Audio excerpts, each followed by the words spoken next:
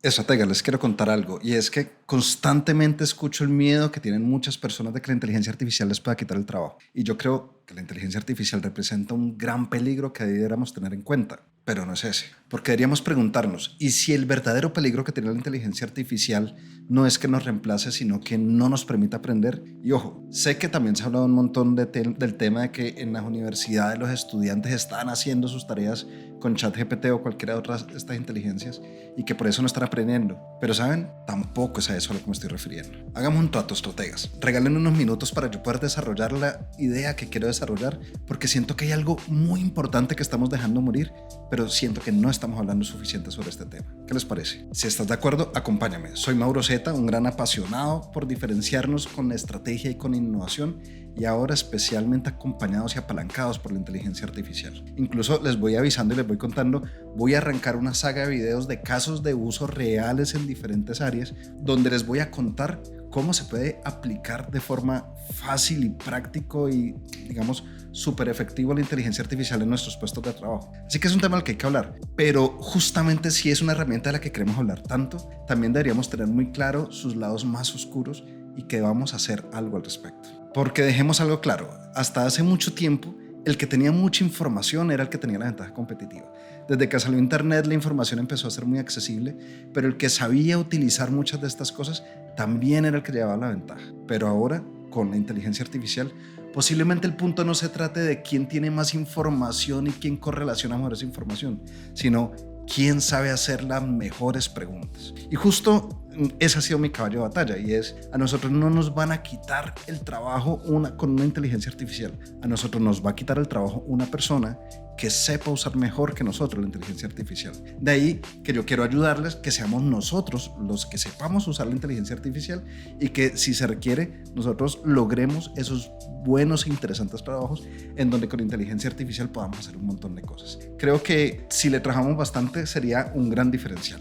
Lo que pasa es que aquí tendríamos que ser sinceros, y esta es la parte que yo no hablo mucho, y es que no nos vaya a quitar el trabajo a nosotros no implica que no le pueda quitar el trabajo a un grupo grande de personas, porque estamos en ese momento en donde antes para programar ciertas cosas necesitábamos unos equipos muy grandes, y ahora posiblemente un programador senior que sepa el trabajo, pero con inteligencia artificial, podría hacer el trabajo que él hacía más el trabajo de algunos junior o algunos auxiliares que están entrando o que incluso estuvieran como practicantes aprendiendo. Si estás en un área administrativa como en las que me muevo yo, antes necesitábamos muchos auxiliares, muchos analistas y muchos practicantes, y hoy posiblemente un muy buen estratega, un muy buen administrador, un muy buen contador, un muy buen abogado senior que sepa del tema, apalancado y acompañado de inteligencia artificial, podría hacer el trabajo que antes le tocaba acompañarse con estos otros cargos. Entonces, si es posible que hayan algunos cargos que los dejemos de necesitar. Por supuesto, por ahora nos deberíamos preocupar nosotros para que a nosotros no nos reemplacen y seamos nosotros los que estamos utilizando este tipo de herramientas. Pero con esto que estoy diciendo,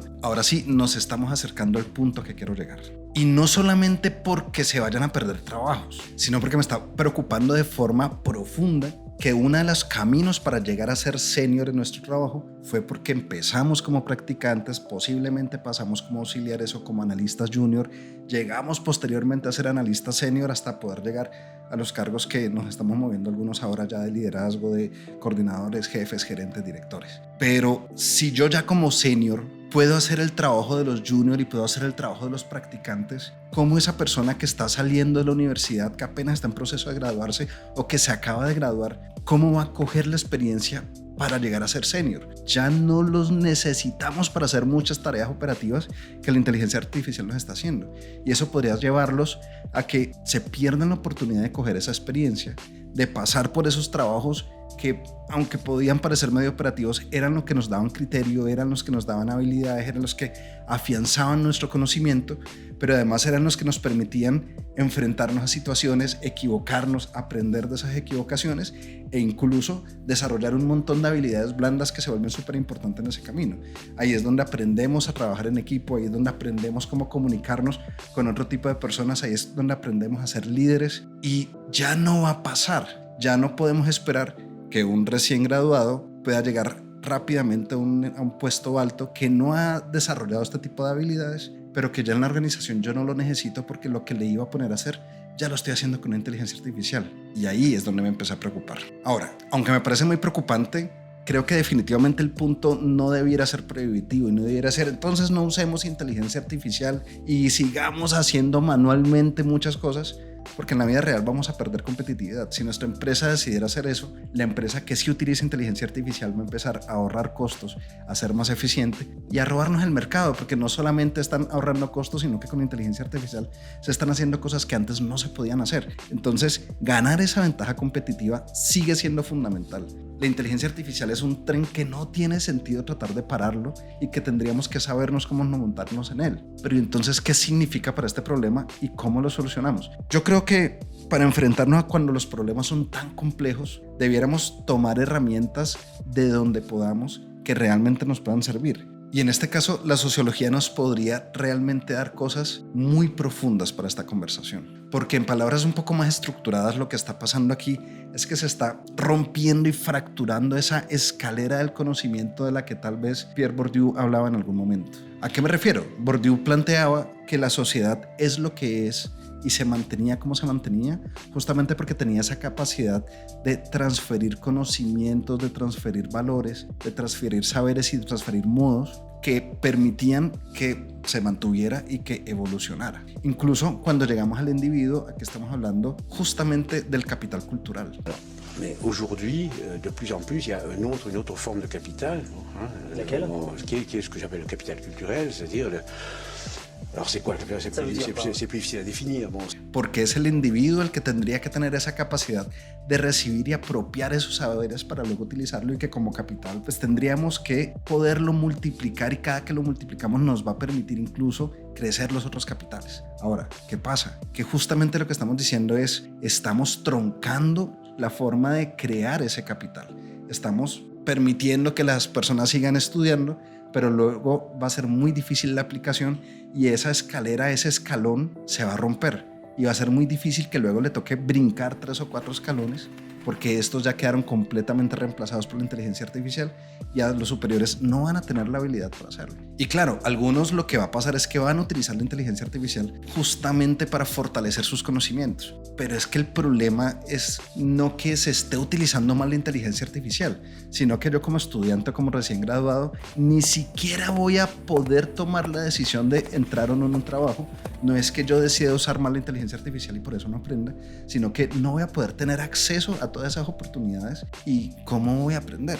Y desafortunadamente eso lo que nos está llevando es a una segregación y esto va a hacer que un grupo pequeño de población que tiene un conocimiento pero además unas habilidades adquiridas cada vez se separe más y la brecha cada vez sea más grande con los que podrían adquirir un conocimiento pero no la habilidad para aplicarlo o con los que ni siquiera están recibiendo ese conocimiento, pero con el grandísimo problema de que esta segregación luego tiene una diferenciación generacional porque estos se pueden ir acabando y aunque hay algunos, porque la escalera no queda completamente rota, algunos seguirán subiendo, cada vez va a ser más pequeño este grupo y cada vez va a ser más grande el grupo que va a tener un nivel de conocimiento superficial. Y si a eso le agregamos que se está utilizando mal la inteligencia artificial porque tampoco estamos usando la universidad para aprender, sino que le pedimos que nos haga las tareas, ni las leo, las entrego y me gradúo con eso. El conocimiento con el que se está quedando el gran grueso de la población es un conocimiento muy superficial con un nivel de segregación gigantesco ante una sociedad que no va a ser capaz de soportarlo.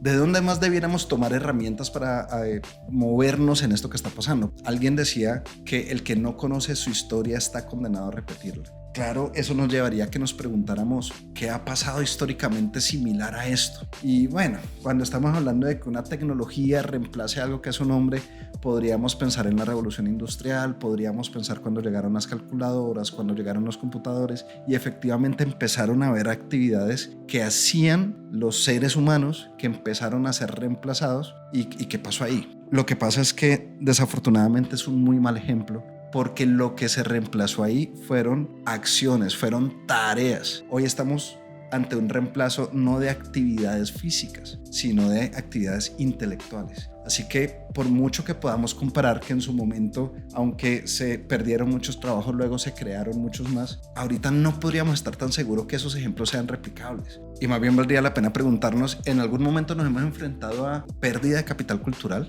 ¿Nos hemos enfrentado a pérdida de saberes? Y desafortunadamente la respuesta es sí. El problema es que es una respuesta que es difícil de dar porque típicamente el ser humano no sabe lo que no sabe. Cuando perdió un conocimiento, ni siquiera sabe que no lo tiene. Pero podríamos estar bastante seguros que muchos de esos conocimientos ancestrales que tuvieron algunas poblaciones indígenas que hoy ya no existen. Sabemos que hay algún, por ejemplo, conocimiento en medicina ancestral que hoy estamos redescubriendo, pero que nos damos cuenta que ellos hace 2000 o 3000 años ya lo sabían. Y si eso es lo que estamos descubriendo, ¿qué es lo que ni siquiera sabemos que perdimos? O por ejemplo, la navegación polinesia, que tenía un montón de saberes de cómo guiarse a través de estrellas y otras habilidades, fueron redescubiertos siglos después porque se perdieron por completo. Y de nuevo, hoy creemos que lo redescubrimos, pero no sabemos si hay parte de lo que se perdió o, como les digo, si hay otras culturas que tenían otros conocimientos que hoy no tenemos.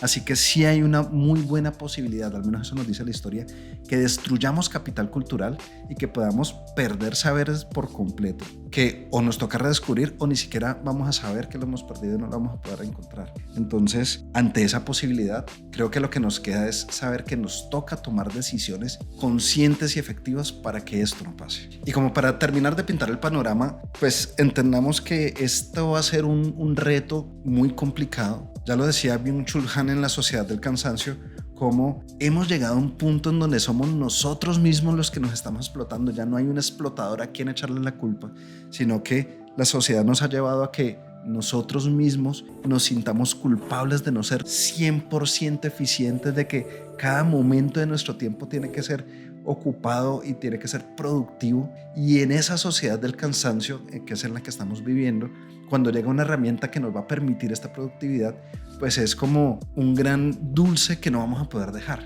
Entonces, poniendo sobre la mesa cómo ponemos en peligro todo lo que tiene que ver con el capital cultural, cómo históricamente sabemos que podríamos perderlo y desaparecer, cómo dentro de esta ecuación nos toca tener en cuenta justamente cómo nuestra propia trampa de productividad nos pone un montón de barreras para tomar decisiones. Creo que es un debate que hay que ponerlo sobre la mesa. Mate time. Oh.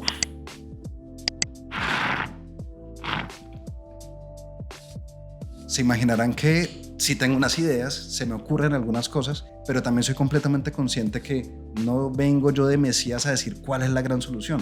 Lo que me interesa es que abramos esta conversación y además si ustedes quieren de paso poner algo en los comentarios, muy chévere si podemos hablar al respecto, pero no solamente quiero que lo hablemos en el torno de este video, sino que pongamos esta conversación en nuestros entornos, en nuestra academia, en nuestras empresas, ojalá en el gobierno. Hay dos ideas fundamentales que yo quisiera poner sobre la mesa inicialmente. La primera tiene que ver justamente con las organizaciones. ¿Qué pasa con ellas? Que cuando yo estoy buscando una persona, hoy antes de la inteligencia artificial, más bien hace 2 o 3 años, yo podía buscar una persona sin nada de experiencia para ser practicante o en el mejor de los casos para un auxiliar muy bajo, pero incluso para un primer analista ya le pedía 1 o 2 años de experiencia, para un analista más senior ya le estoy pidiendo varios años de experiencia y si quisiera un cargo de liderazgo tipo coordinador, jefe, gerente, director o algún otro cargo que no estemos inventando, pues le estamos pidiendo varios años de experiencia, además clarísima en el área que estamos diciendo y demás. Hoy lo que nos va a tocar enfrentarnos y lo que podría ser una primera propuesta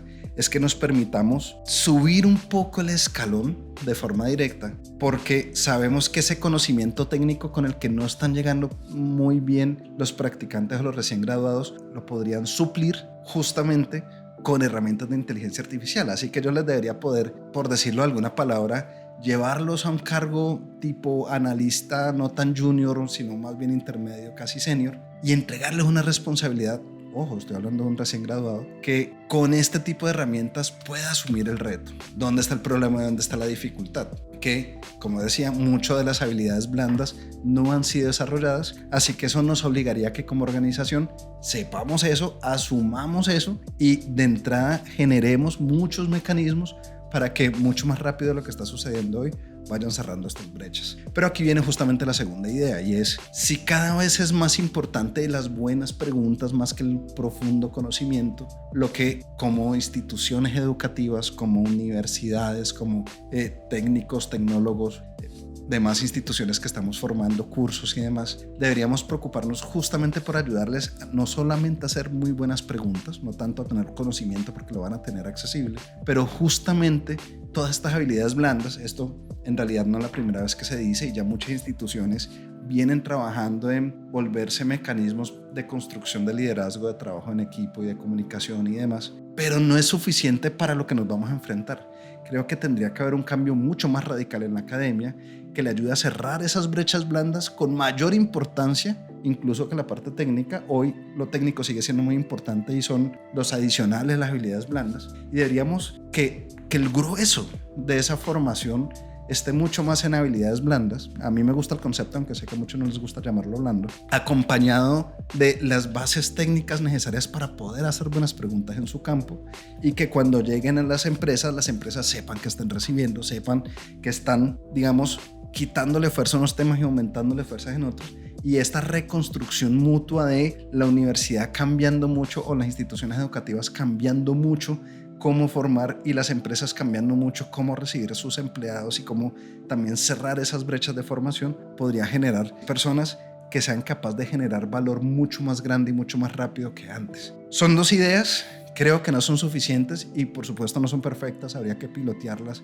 y habría que llegar a algunos acuerdos como sociedad de los que todavía no estamos conversando, pero como les decía, mi principal interés en este momento es que pongamos el tema sobre la mesa. En resumen, no se trata de ir en contra de la inteligencia artificial, pero sí se trata de entender que la forma de transmitir este capital cultural está cambiando y tendríamos que como sociedad estar dispuestos a tomar las decisiones necesarias para eso. Y detrás de todo esto, que cada uno, incluso los mismos que estamos utilizando inteligencia artificial, tanto en los cargos actuales como en los que están empezando, pues sepan y sean muy juiciosos en ser muy sabios en la forma de hacerlo. Recuerden, y esto se vuelve muy importante, hoy no es más importante el que tiene mucho conocimiento, sino el que sabe hacer las mejores preguntas. Así que, estrategas, creen que estamos haciendo las mejores preguntas. Y aunque yo estoy completamente seguro que todavía no estamos haciéndolo al nivel que las tendríamos que estar haciendo, mientras descubrimos cómo, les pido que, en forma de agradecimiento de poder tener estas conversaciones, me regales un like,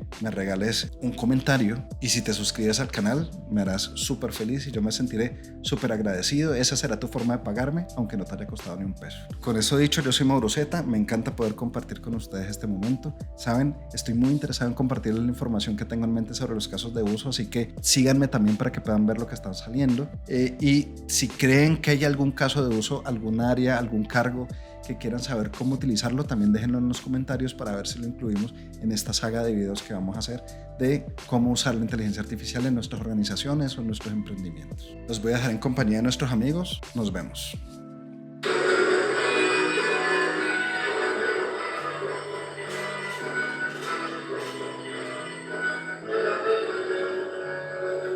am the human Bible relating, and then with my counterpart, Arthur Bean.